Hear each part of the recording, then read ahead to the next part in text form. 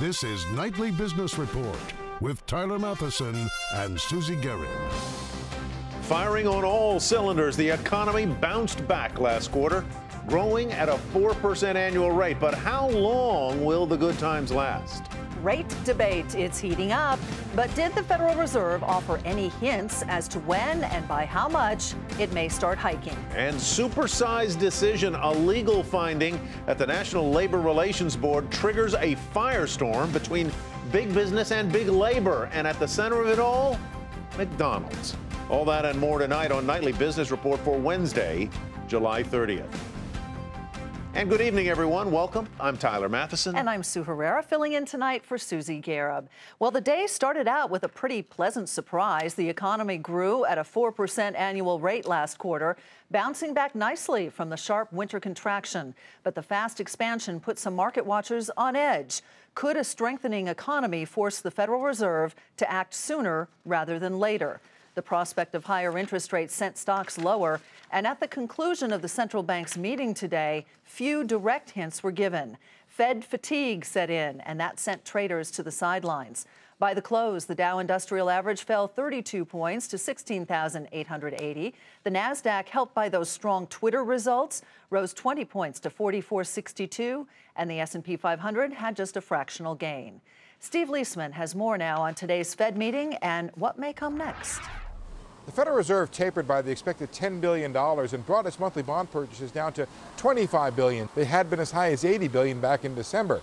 And there was maybe a slightly hawkish tilt to the Fed's statement, certainly brought about by some of the better economic numbers we've got. Philadelphia Fed President Charles Plosser dissented, saying that he thought that the current statement did not reflect the improvement in the economic numbers.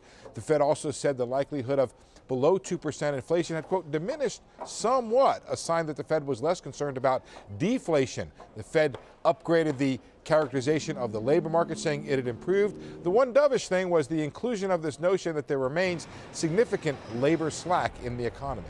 There is a tension in here, and I think the real question is this real slack? Are these workers that we can easily bring into the labor market or bring into employment without raising wages? Time will tell. And ultimately, I think that the story's been running against Janet Yellen on this for a long time. The economy is doing better, but that labor market is tightening a lot faster than she thought it would. Second quarter GDP coming in at 4% when 3% was expected. The first quarter revised upward to a minus 2.1 from a minus 2.9%. And ADP, the private payroll company that tries to predict the jobs report on Friday, came in at 218,000, a tad below consensus, but still very strong, the fourth month above 200,000. That estimate for Friday remains 230,000. I think what we're seeing is 5 years of hard work finally playing out. So it's more than just headwinds here. This is genuine growth. Plus, we're seeing an element of fiscal discipline coming into the U.S., which I like. But still, there's more work to be done, and I think patience is just so key here. The jobs report and the third quarter data are now very significant. A repeat of a strong quarter like we had in the second could prompt the Fed to speed up its pace of tightening, either when it begins or how far and fast it goes when it starts. Otherwise, look for the Fed to not raise rates until mid-2015 if we stay on the current course. For Nightly Business Report, I'm Steve Leisman. Here with perspective on what the Fed said today and what it may do and when is Alan Blinder. He's a university professor of economics and public affairs at Princeton and a former vice chair of the Federal Reserve. Professor, welcome. Good to have you with us. Before we get to the Fed, I'd like to get your reaction to the GDP report this morning, a 4% growth rate in the second quarter. Do you think that is sustainable, one, and was it, two, really boosted by a sort of snapback factor from the very weak first quarter? I don't think it is sustainable. I don't want to sound like a naysayer because it was a good report and I was happy to see it, but I don't think it's sustainable. One, for the reason that you just mentioned, Tyler. In addition, if you look into the details, you'll see that a sizable portion of the 4%, accounting for most of the forecasters' errors, by the way, was inventory accumulation. And firms don't just keep on piling in inventories. So what type of growth are you looking for in the near term, Professor? I mean, if the 4% is not sustainable, what would be sustainable and what would indicate to you that the economy is on a steady growth rate? I think the two answers are the same in this case, at least for a while, which is The rest of the year sort of looks 3 to 3.5, that kind of a number. That is sustainable for a while, assuming, as Steve mentioned in the setup piece, that we still have slack in the economy, and I think we do. It's not sustainable, of course, in the long run. There's a lot of controversy right now about the long-run rate of growth of the U.S. economy, but nobody thinks it's 3.25. Let's talk a little bit about the Fed. You heard Steve Leisman say that the going consensus is that interest rates won't rise until mid-2015. Do you share that view? And what would you say to the dissenting voice on the Fed today, Mr. Plosser of Philadelphia, who seems to want rates to move up a little quicker? So I think that Steve's estimate is a little bit long, but not very much. I'm thinking that the likelihood, if things play out as we expect them, is in the second quarter of next year. So that's not very different, but just a little different. Now, if Charlie Plosser was here, I would say, look, if the inflation rate keeps on going up and crosses 2%, and if the economy keeps on growing at 4% per annum, and I don't think either of those is going to happen, but if they do, I'll switch to your side and think the Fed should be moving faster. Professor, it's widely expected that the Fed will announce the end of its taper at the October meeting. Two questions for you. One, do you agree with that? Is that part of your consensus? And two, sure. How much of that is factored into the market, if any at all? I think it's 100% factored into the market, and I'll be shocked if it doesn't happen. Something really unusual. The Fed has gone as close as it can to promising that it ends in October. It doesn't quite promise, but it would feel it was reneging on a near promise if it didn't end it in October. So I'm pretty confident it will end in October. That is, the announcement of the end will come at the October meeting, and I think that's completely factored into the markets. Two quick questions for you. Are you worried about inflation, number one? Number two, we've been debating this week whether the Fed's exit from the stimulus policies can or necessarily will end badly, or will it end well? What do you think? I think it will end well, but there's no total guarantee on that.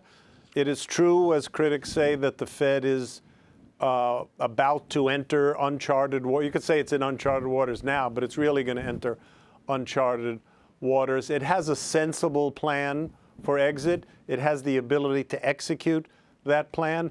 I personally don't think the job is all that tough, although a lot of people think it's tougher than I do. So I expect it to be largely successful. Now, that doesn't mean perfection will be achieved. Inflation if you look at the Fed's targets, inflation a worry for you? I was going to say, if you look at the Fed's target, they want 2% inflation and they want 5.6 or so percent unemployment. Will they hit those exact numbers? I doubt it. Right. That's just asking for too much. Inflation could come out a little higher in the end. It could come out lower also. Right. But there is a possibility that inflation comes out a bit higher at the end. Professor, thank you as always for being with us. Alan Blinder of You're Princeton. welcome. The National Labor Relations Board has served up a victory for fast food workers fighting for better working conditions at McDonald's. But the world's largest restaurant chain says it's fighting back. Both sides agree if the finding stands, it could change the balance of power in an industry that employs 1 in every 10 American workers. Scott Cohn has the story. The fast food workers say they're overworked and underpaid, and they've been protesting. The people united! McDonald's says it doesn't set wages and hours, its franchisees do, and they're independent. But the National Labor Relations Board says that's not exactly the case. In a 2-paragraph statement, the NLRB's General Counsel's office says McDonald's corporate is a joint employer, potentially liable in dozens of allegations of unfair labor practices. Labor advocates say it's a step toward a much bigger goal. The ultimate goal here is for fast food workers in the U.S. to get $15 an hour and to have the right to form a union without retaliation from their employer. But who is their employer? For decades, the industry has operated on the idea that it's the franchisee, and McDonald's has more than 3,000 of them. But the workers argue that corporate headquarters controls virtually every aspect of a franchisee's business, including their profit margins and, by extension, the wages they pay. McDonald's says it will fight, says the decision changes the rules for thousands of small businesses. The National Restaurant Association agrees, says the ruling will give franchisees even less control than they have now, and it'll cost jobs, not just in the restaurant business. We're talking hotels, we're talking healthcare, we're talking in a number of other industries as well. Any business that uses the decades-old franchise model. One reason this decision could ultimately wind up in court. Scott Cohn, Nightly Business Report, Englewood, New Jersey.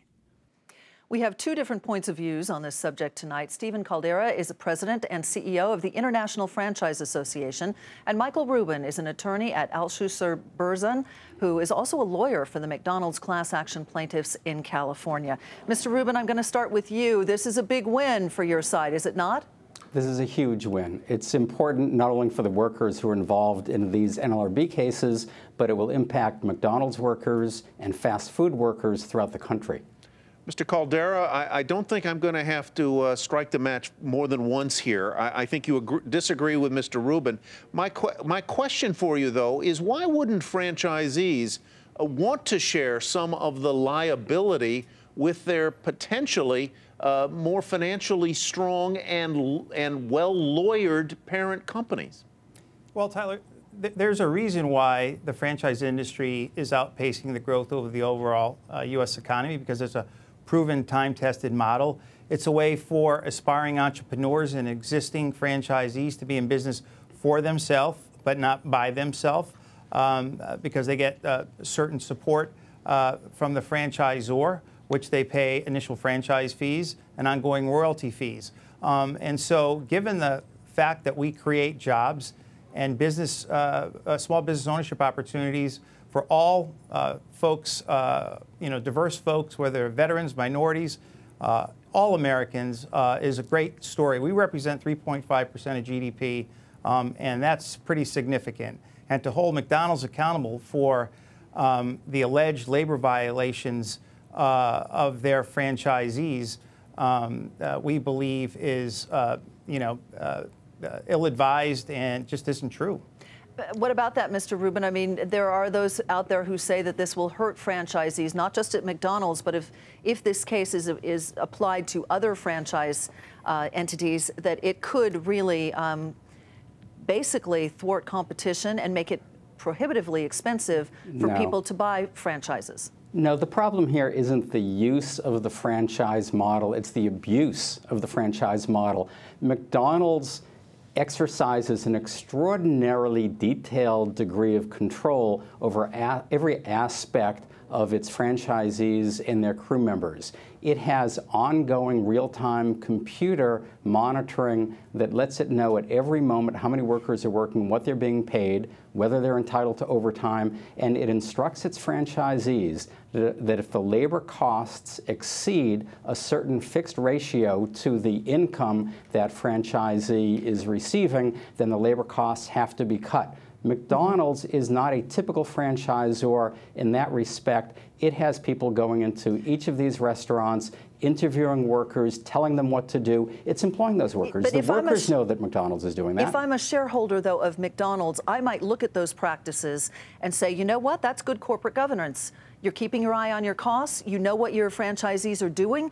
You have quality control over the product, et cetera. What's your response to those criticisms?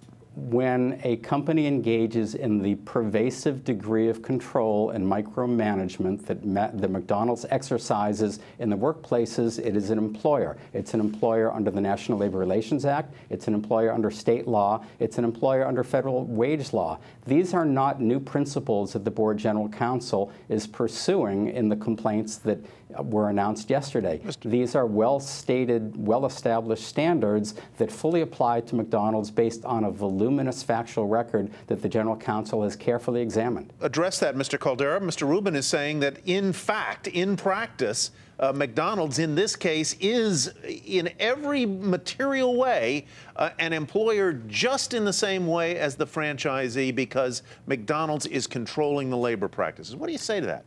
Well, I would argue the fact that the franchisor's responsibility is to ensure brand standards are met, to protect good operators, to ensure consistent quality of the products and services that they provide. And I think it's important to state that these franchisees, and again, outgrowing and outpacing the growth of the U.S. Economy the last 5 years, are independent operators. They put up their own savings. They take out loans. In some cases, they do both. They have the ability to hire, fire, set wages. They process their own payroll. They are given an employer identification number by the Internal Revenue Service. And to hold them accountable would push back decades-long precedent that defines them as independent operators. And all we have to do is look at the Small Business Administration, how they define franchises, the Federal Trade Commission,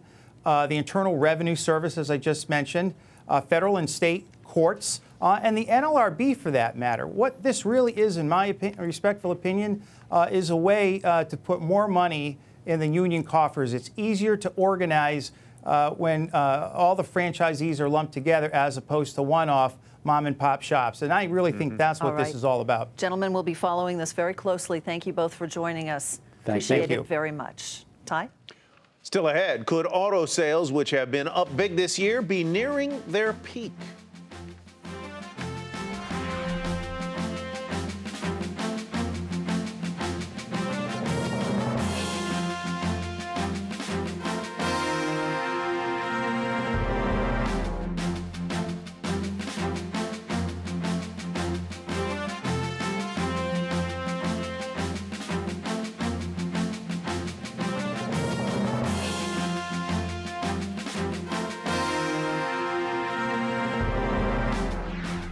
Argentina's credit rating was cut by S&P as debt talks continue past the country's grace period.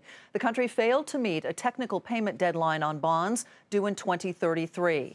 The Argentine economic minister is in New York trying to solve the dispute between Argentina and the hedge funds which are owed that money. Bank of America has been ordered to pay $1.3 billion in damages after a federal jury in New York found it liable for fraud over defective mortgages sold by its countrywide unit. The jury found Bank of America liable for defrauding the government-controlled mortgage companies Fannie Mae and Freddie Mac through the sale of loans that emphasized quantity over quality in 2007 and 08. B of A says it is reviewing the ruling and considering an appeal. Shares of Humana drop as investors worry about higher costs, and that's where we begin tonight's market focus. The insurer's profit matched estimates and revenue came in above expected ranges. That as the company saw strong membership growth, in part because of the public health exchanges. But second quarter profit was down from a year ago because of higher costs, which the insurer attributed to medical spending from those new enrollees on the public exchanges. The stock fell more than 5.5% to $120.34. Those worries also weighed on WellPoint, even though the company posted earnings that trumped estimates and better than expected revenue. Profit fell in the quarter, which it also said was because of higher costs stemming from the healthcare reform law.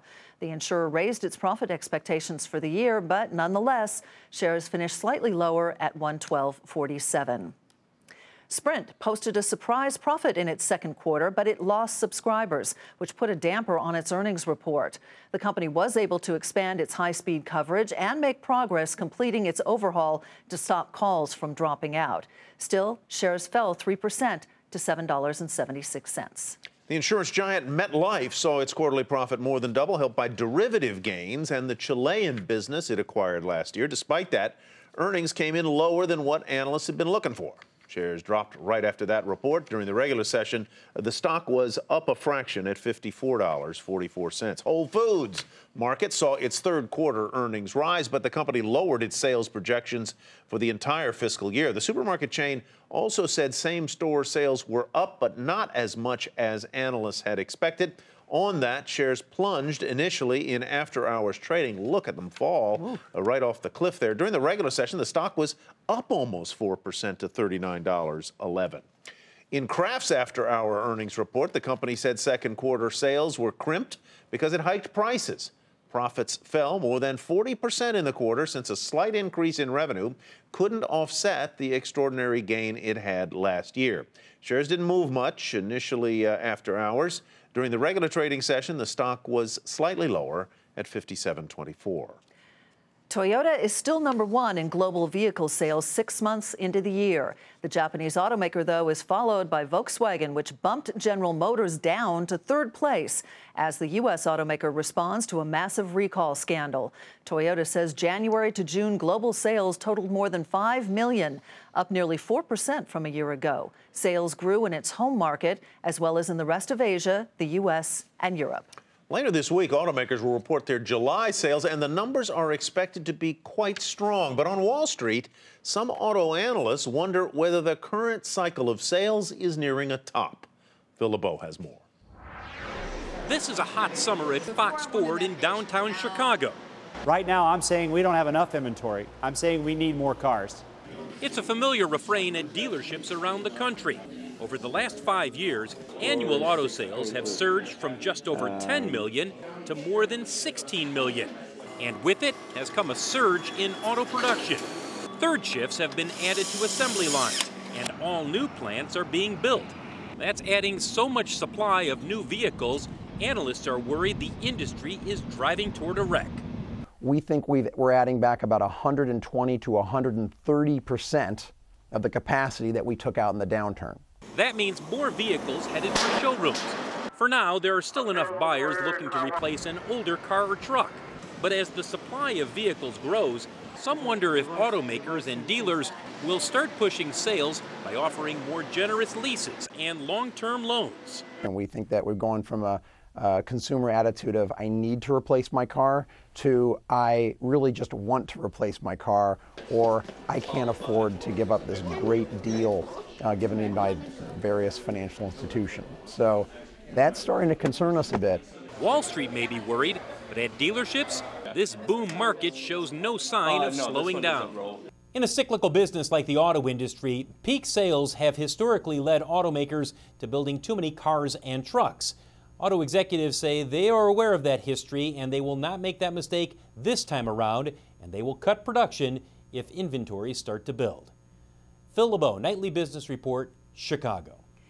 Coming up, the media industry, which has been undergoing a major transformation, begins reporting earnings tomorrow. And there are a few key things to watch for in those reports. That's next.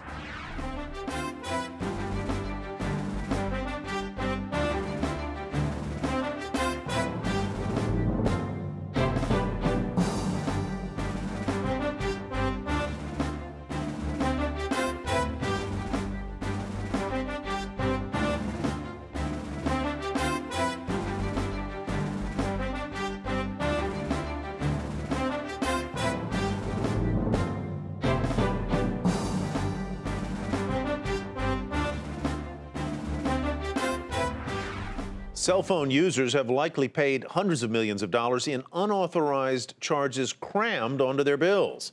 That's according to a report by a U.S. Senate subcommittee. The committee says cramming often starts with small companies that provide celebrity gossip, ringtones, or similar services, but the money is then collected by the major providers like AT&T, Sprint, T-Mobile, and Verizon. A flood of media companies, including Time Warner Cable and DirecTV, will begin reporting second quarter earnings tomorrow. As the sector undergoes a wave of consolidation and really a transformation, Julia Borston takes a look at what investors can expect from those results. With Comcast's acquisition of Time Warner Cable and AT&T's acquisition of DirecTV looming, the focus will be on the two companies being acquired. They both report results Thursday morning. These mega deals consolidating content distribution shine a spotlight on a big and pressing question. Everybody is very focused on this obvious question of, are we starting to see the beginning of a real cord-cutting trend? It's been a steady and slow drip, drip, drip, but everybody lives on the edge of their seat, wondering and fearing that it might get a little faster. For Time Warner Cable, as well as smaller cable company Charter, which also reports earnings Thursday morning, the question is how they're able to gain share in broadband to compensate for TV subscriber declines. Against the backdrop of regulatory scrutiny of the Comcast-Time Warner Cable merger, it's complicated.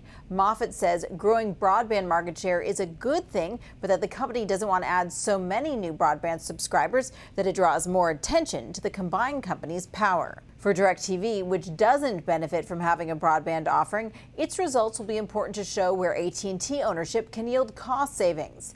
And all these mergers put the spotlight on one potential M&A target, also reporting tomorrow, Discovery, a rare pure-play cable company with huge international exposure. Now you're seeing the follow-on, which is the media companies going back and saying, if we're going to have to sit down across the table from the likes of a Comcast or an AT&T DirecTV, we're going to have to get bigger. And so you're starting to see the media companies strategizing about all the different potential combinations. And Discovery's value hinges on how its advertising fares in light of a softer ad market, as well as ongoing international growth.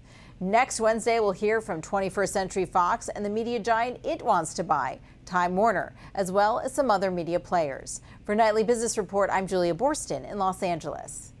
Forbes is out with its 7th annual ranking of what it calls America's 100 top colleges. Here we go. Number 5, MIT. Number 4, Princeton, the only Ivy League school to crack the top 5. Swarthmore. Number 3. Number 2, Stanford. Number 1, Williams College. The rankings are based on such factors as educational outcomes, teaching quality, student satisfaction, graduation rates. I can really read, folks. I did graduate, and student debt levels. Okay. They're all, though, about $60,000 bucks, 60 right? grand and up, a lot of them. Most of the private ones. And that doesn't include room, board, books, etc. I'm going to have 3 in college at the same time. Okay, we're in trouble here. That does it for Nightly Business Report for tonight. I'm Sue Herrera in for Susie Gareb. Thanks for joining us. And I'm Tyler Matheson. Thanks from me as well. Have a great evening. We'll see you tomorrow.